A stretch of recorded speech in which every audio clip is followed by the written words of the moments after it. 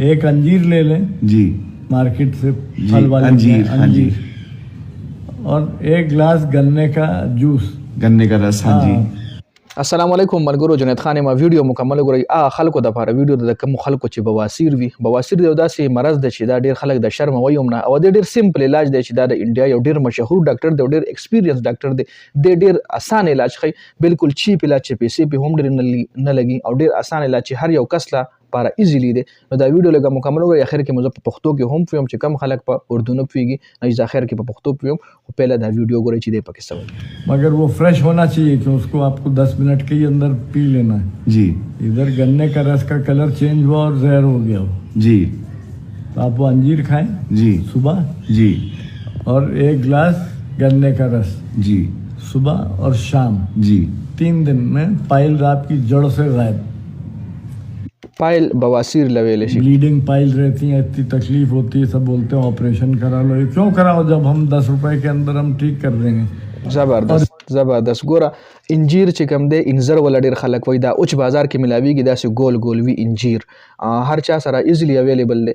ابا خوري ورپسې به د غنی شربت کې یو ګلاس ډیر آسان دی. غنی شربت خو فرش چې څنګه غنه اوخی تاسو جوستیوزي هغه ټایم بیس کې مطلب چې کلر چینج نه کی فرش درې ورو په مخه سار ما خام انجیر ورپسې یو ګلاس شربت د غنی شربت. نو په دې سره به ان شاء الله چې کم پایلز چې کم بواسیر چې ول ویل شي خونی بواسیر یا بادي بواسیر کم هم وي نو دا یو زبردست علاج دی.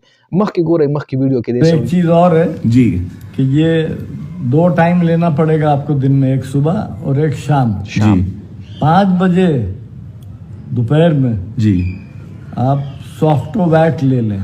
जी सॉफ्टो वैक उसमें चम्मच पड़ा रहता है, 2 चमचे आपने 1 गिलास पानी में घोल के उसको जी और वो पी लें। जी जिंदगी में पाइल्स आप सोचते रह जाएंगे ये पाइल्स है क्या चीज। क्या बात है, क्या बात है। पाइल्स का डॉक्टर आमिर काजी खान ने एक 10 रुपए का सोल्यूशन दिया है जो आपको बड़े बड़े अस्पतालों में शायद ऑपरेशन कराने के लिए कहा जाएगा। ऑपरेशन नहीं करवाते। आपकी जिम्मेवारी है कि आप इस वीडियो को शेयर करके ऐसी ऐसी जगहों पर पहुंचाएं जहां हर किसी में इंसानियत का फायदा हो। बिल्कुल this is what I stand for. मैं इसी किस्म की पत्रकारिता करता हूं और जब मैं आज खुद अपनी रिपोर्ट्स लेके लंबी चौड़ी डॉक्टर आमिर से मिलने आया तो सोचा आप सबके लिए एक वीडियो ही बना। बहुत बहुत धन्यवाद, शुक्रिया डॉक्टर साहब। मुझे एक तो इंस्टेंट सोल्यूशन देने का, वो एलोवेरा का मेरी पीठ पे जो दाने हैं। زبردست تاسو اوریدل چې د بواسیر چې کوم علاج دی انجیر چې کوم دی دا یو زبردست کې انجیر ور سره بیا د غنی شربت چې کوم دی څنګه ډاکټر صاحب وي تاسو د انډیا یو ډیر فیمس ډاکټر دی او د سپیشلیست د ما بخیال د بواسیر نو د یو سیمپل علاج خو د بواسیر چې راچاوي دا داسې بیماری ده چې دا څوک مرچکه خو یا د سيزونه ګرم خوراکونه ډیر کوي نو دا نه ختميږي، پریشرونه مخالکو کې بیا هم نه ختميږي، دوايان هم یوز کوي بیا هم نه ختميږي.